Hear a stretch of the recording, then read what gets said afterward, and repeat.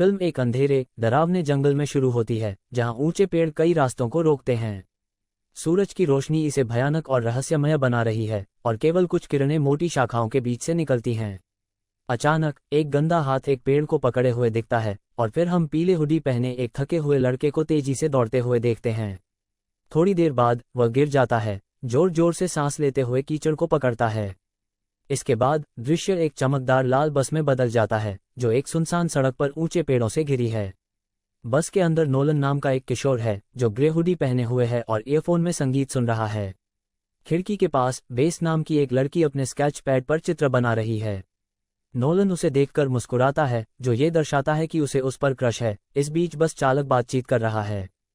आने वाले चंद्र ग्रहण के बारे में उसने रेडियो का वॉल्यूम कम किया और किशोरों से पूछा कि क्या वे इसे देखने की योजना बना रहे हैं। काल के पास बैठा एक मोटा लड़का बताता है कि उसने पहले ही यूट्यूब पर इसके बारे में एक वीडियो देखा है। उसके बगल की लड़की क्वीनी कहती है कि वो अपने पिता के साथ इसे देखने जा रही है। वे बस के पीछे शांत होने से पहले थोड़े झगड़ना शुरू कर देते हैं। रेगी, जो नथ पहने एक लड़का है, अकेला बैठा है।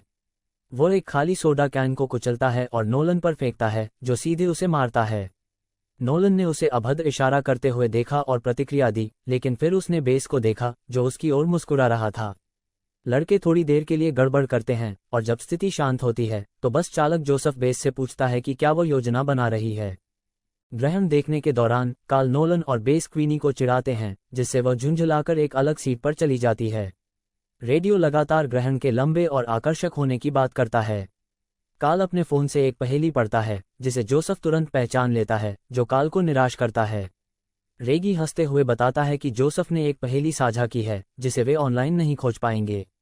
किशोर ध्यान से सुनते हैं लेकिन इसे कोई नहीं हल कर पाता। पहेली में 7 अक्षर हैं और यह एक आवश्यक गुण है, हालांकि बच्चों को इसका उत्तर नहीं मालूम। काल क्वीनी को उसकी असफलता पर चिढ़ाता है जबकि जोसेफ उनकी भ्रमित एक्सप्रेशंस पर हंसता है। तभी अचानक वे एक अंधेरी संकरी सड़क पर मुड़ते हैं जहां एक गिरे हुए पेड़ ने उनका रास्ता रोक दिया, इसलिए जोसेफ को पीछे हटकर एक छिपी हुई छोटी सड़क चुननी पड़ी। इसके बजाय वे खुद को खाली कोहरे वाली सड़क पर पाते हैं जहां किशोर डरने लगते हैं क्योंकि कोहरे के कारण कुछ भी देखना मुश्किल होता है। सड़क के बीच में एक हिरन पड़ा है। जोसेफ बस से बाहर निकलकर उसे हटाने जाता है और किशोरों को अंदर रहने के लिए कहता है। वे मदद करने का सोचते हैं लेकिन फैसला नहीं कर पाते। जोसेफ हिरन को पेड़ों में खींच लेता है लेकिन फिर अंदर अजीब महसूस करने लगता। बस में किशोर काल के इर्द गिर्द मजाक करने लगते हैं जब वो एक मजेदार कहानी शुरू करता है, लेकिन वो अचानक रुक जाता है। जोसेफ अपनी ओर बंदूक ताने हुए बस में वापस आता है जिससे किशोर डर से हौंफने लगते हैं। ठीक उसी समय एक गंदा आदमी बस में प्रवेश करता है जो जोसेफ पर बंदूक तानते हुए उन्हें डरावनी तरह से अभिवादन करता है। वो सभी को बैठने का आदेश देता है और जोसेफ किशोरों को ये कहते हुए शांत करने की कोशिश करता है कि वो आदमी उन्हें चोट नहीं पहुंचाएगा। रेगी कुछ पल के लिए खड़ा होता है फिर बैठ जाता है। वो आदमी क्वीनी को एक अलग सीट पर ले जाता है और जोसेफ से बस के दरवाजे बंद होते ही गाड़ी चलाने के लिए कहता है। काल को अपने पिता क्रिस के साथ हालिया लंच की याद आती है जहां क्रिस ने एक लड़की को बदमाशों से बचाने की बेतुकी कहानी सुनाई थी और मजाक में कहा था कि काल एक खतरनाक सीरियल किलर को संभाल सकता है। वहीं स्कूल में बदमाशों के बीच काल को पता चलता है कि बंदूकधारी दरअसल भागा हुआ अपराधी है। जैसे ही दिन शुरू होता है और शाम होने लगती है, पेड्रो नाम का बंदूकधारी सभी को अपने फोन खिड़कियों से फेंकने के लिए कहता है ताकि वे सहायता के लिए न पुकार सकें। रेगी, जो पेड्रो की ओर घूरता है, उसे सुनाने की कोशिश करता है लेकिन पेड्रो केवल हंसता है। वो रेगी के पास जाकर उसे फोन छोड़ने के लिए मजबूर करने के लिए उसके सिर पर बंदूक रखता है जिस पर वह शिकायत करता है। किशोर लाशों की तरह व्यवहार करते हैं और उन्हें बस बैठने और यात्रा का आनंद लेने के लिए कहते हैं, जबकि जोसेफ बस चलाता रहता है। फिर वो एक अंधेरी सुरंग में प्रवेश करता है। अचानक बस टूट जाती है। जोसेफ गुस्से में बड़बड़ाता है और पेड्रो जानना चाहता है कि क्या गलत है। जोसेफ समझाने की कोशिश करता है लेकिन पेड्रो उस पर दबाव डालता है, बंदूक उसके सिर पर रखते हुए मांग करता है कि वह इसे ठीक करे। जोसेफ इग्निशन में चाबी घुमाता है लेकिन इंजन नहीं चालू होता। पेड्रो उग्र हो गया और क्वीनी को पकड़कर बंदूक उसके सिर पर रख दी, धमकी दी कि अगर जोसेफ ने बस को फिर से चालू नहीं किया तो वह गंभीर परिणाम देखेगा। जोसेफ ने उसे शांत होने के लिए विनती की लेकिन पेड्रो ने कहा कि उसे बाहर जाना होगा और समस्या समाधान करनी होगी। उसने जोसेफ और किशोरों को कुछ भी अजीब करने से सावधान किया और क्वीनी को बस से बाहर निकाल दिया। जोसेफ ने बस के नीचे एक डिब्बा खोला जबकि पेड्रो और क्वीनी अंदर से देख रहे थे। किशोर डरे हुए थे। काल चिंतित था कि पेड्रो उन्हें मार सकता है और सुझाव दिया कि उन्हें उसे निशस्त्र करने का कोई रास्ता खोजना होगा। हालांकि काल और रेगी ने तय किया कि पेड्रो के खिलाफ कदम उठाना इस समय बहुत खतरनाक होगा। जोसेफ इंजन की समस्या समझने की कोशिश कर रहा था जब अचानक लाइटें बुझ गईं और सुरंग में अंधेरा छा गया। बस के अंदर से ही रोशनी आई और सभी डर गए। अंधेरे में एक अजीब आवाज गूंजने लगी। जोसेफ ने अपनी टॉर्च को आगे की ओर चमकाया, लेकिन उसे कुछ दिखाई नहीं देता। बंदूक वाले आदमी ने पेड्रो को बताया। शोर की जांच के लिए जोसेफ घबराते हुए टॉर्च लेकर बढ़ता है। जैसे ही वो अंधेरे में कदम रखता है, पेड्रो क्वीनी को वापस बस में धकेल देता है। किशोर विंडशील्ड के जरिए जोसेफ को देखते हैं, तभी एक बड़ा हुड वाला व्यक्ति प्रकट होता है और जोसेफ को पकड़ लेता है। जोसेफ की चीख से अन्य किशोर घबरा जाते हैं। पेड्रो गुस्से में उन्हें चुप रहने का आदेश देता है। तभी उसे पता चलता है कि बस की चाबी गायब है। वो बुरा भला कहता है और काल को जोसेफ के शरीर से चाबी निकालने के लिए कहता है। काल डर के मारे हिलने से इनकार करता है, इसलिए नोलन जाने की पेशकश करता है और इस दौरान बेस बाहर भाग जाता है।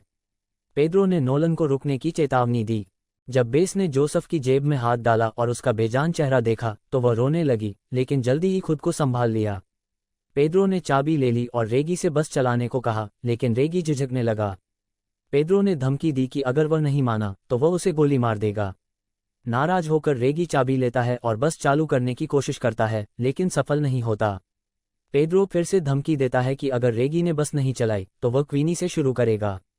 रेगी खड़ा होता है और पेड्रो से क्वीन नाम से पुकारना बंद करने को कहता है, जिससे पेड्रो का ध्यान कुछ देर के लिए भटक जाता है। इस बीच नोलन उसे धक्का देता है। रेगी बंदूक लेने में सफल हो जाता है, लेकिन पेड्रो उसे फिर से रोक लेता है और बाहर के जीव पर चिल्लाने लगता है। तभी बाहर से जोरदार धमाका होता है और सभी लोग चौंक जाते हैं, जबकि बस हिलने लगती है। किशोर प्राणी की झलक देखते हैं खिड़कियों से, जैसे उन्हें पहले कभी ऐसा नहीं दिखा। वे चिल्लाते हैं और सीटों के बीच छिप जाते हैं क्योंकि प्राणी दहाड़ता है और गुर्राता है, उनकी जान बचाने की कोशिश कर रहा है।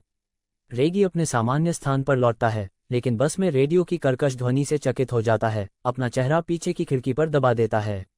अचानक गिर पड़ता है, तभी फिर से प्राणी की परिचित कर्कश ध्वनि सुनाई देती है। बस हिंसक रूप से हिलती है जब प्राणी दरवाजा खोलने की कोशिश करता है। बेस तेजी से एक टॉर्च उठाता है, ये दर्शाने के लिए कि प्राणी इतना देर तक खड़ा है कि बाकी लोग दूसरे दरवाजे से भाग सकें। वे एक बंकर खोजते हैं और एक कमरे में सैन्य किले नोलन की फर्श योजना पाते हैं। निर्णय लेते हैं कि नियंत्रण टॉवर की खोज करना सबसे अच्छा होगा ताकि वे रोशनी चालू कर सकें। रेगी ने बताया कि उसके पिता जेल में हैं। नोलन और बेस ने एक बड़ी टॉर्च पाई जब वे खोज कर रहे थे। नोलन ने कहा कि किसी ने जीव को मारने की कोशिश की होगी। उन्होंने गुफा में एक कंकाल भी देखा, जिससे पता चलता है कि योजना सफल नहीं हुई। इस बीच रेगी और क्वीनी अलग हो गए। रेगी ने क्वीनी को खोज निकाला, जिस पर जीव ने बहादुरी से हमला किया और उसे डराने की कोशिश की। जीव टॉर्च लेकर चला गया, लेकिन वह हाथ से छूट गई। अंततः नोलन और बेस ने मुख्य बिजली स्विच का पता लगाया। जब वे इसे चालू करने की कोशिश कर रहे थे, काल ने क्वीनी को सुरक्षित निकालने में मदद की और उन्हें एहसास हुआ कि रेगी खतरे में है। वे उसकी मदद करने के लिए वापस दौड़े। रेगी उस जीव के नीचे संघर्ष कर रहा था, जो उस पर खून टपका रहा था, जबकि उसके दोस्त उसे बचाने की कोशिश कर रहे थे। रेगी उसे ज्यादा देर तक रोक नहीं पाया। काल समझाने की कोशिश करता है, लेकिन नोलन समझ नहीं पाता। नोलन उसे शांत करता है, जबकि बेस रानी की गहरी खून से सनी चोट की जांच कर रहा है। रेगी खुद को अकेला छोड़ने के लिए दोषी मानता है और कहता है कि उन्हें जाने की जरूरत है, लेकिन बेस का कहना है कि वे ऐसे नहीं जा सकते। वे समूह को नियंत्रण टॉवर लेकर जाते हैं और उन्हें एक के अवशेष दिखाते हैं। जूलियस नोलन नाम का एक व्यक्ति बताता है कि वो द नॉक्टर्न वॉन्डर से इतना आसक्त हो गया था क्योंकि उसने उसकी बहन नोलन को अपने पास ले लिया था। जूलियस की डायरी से पढ़ते हुए हम कहानी का फ्लैशबैक देखते हैं, जहां युवा जूलियस पीली हुडी पहने अपनी बहन के साथ जंगल में खेल रहा है। वे साहसिक यात्रा पर हैं, लेकिन जूलियस को ध्यान नहीं रहता कि उसकी बहन एक अंधेरी सुरंग में कदम रखती है। वो कुछ देखती है और ठहर जाती है। जूलियस एक भयानक चीख सुनता है और डर के मारे भागकर रोने लगता है। हम जूलियस को एक वयस्क के रूप में देखते हैं, जो अपनी बहन की किताब पकड़े हुए है। एक बुजुर्ग आदमी उस दिन की याद से परेशान है और वो मोमबत्तियों से घिरे प्राणी को खोजने के लिए सुरंग में प्रवेश करता है। वो प्राणी से लड़ने के लिए एक मशीन बनाने पर काम करता है। हम उसे अपनी बहन की तस्वीर को देखते हुए धारदार हथियार बनाते और फायरिंग करते हुए देखते हैं। मित्र जूलियस के प्राणी को मारने के प्रयासों के बारे में बात करते हैं। उनके अनुसार यह एक परजीवी है जो क्वीनी का शिकार करता रहेगा। जूलियस का अंत तब हुआ जब उसके रेडियो ने प्राणी को आकर्षित किया। जबकि क्वीन चिंतित थी, किशोरों ने काम खत्म करने का फैसला किया। जूलिया ने अनिच्छा से सहमति दी और काम पर जाने से पहले सभी ने गले मिले। उन्होंने पुराने उपकरणों का परीक्षण किया, योजना बनाई और प्रकाश मशीन तैयार करने के लिए मिलकर काम किया। उन्होंने रानी के खून से सने कपड़ों का उपयोग करके रात्रि पथिक को लुभाने के लिए एक जाल बिछाया। योजना अच्छी शुरू हुई, लेकिन बेस संघर्ष कर रहा था। स्विच और रेगी का बटन काम नहीं कर रहा था। नोलन लगभग पकड़ा गया, लेकिन बेस ने उसे बचा लिया, प्राणी का ध्यान भटकाते हुए। वे एक दरवाजे के पीछे छिपे, फिर एक दूर का शोर उन्हें खींच ले गया और वे प्राणी को रानी के कमरे में ले गए। खून सने कपड़े एक प्रकाश स्रोत पर रखे गए, जिसे प्राणी पकड़ लेता है और वे तुरंत अंधेरे में पड़ जाते हैं। काल ने बहादुरी से प्राणी पर हमला किया, जिससे लड़कियों को भागने का मौका मिला। क्वीनी और बेस सुरंग से बाहर सुरक्षित निकले और राहत की सांस ली। पीछे मुड़कर देखा तो प्राणी को चिल्लाते हुए पाया, वो सुरंग के अंधेरे में फंस गया।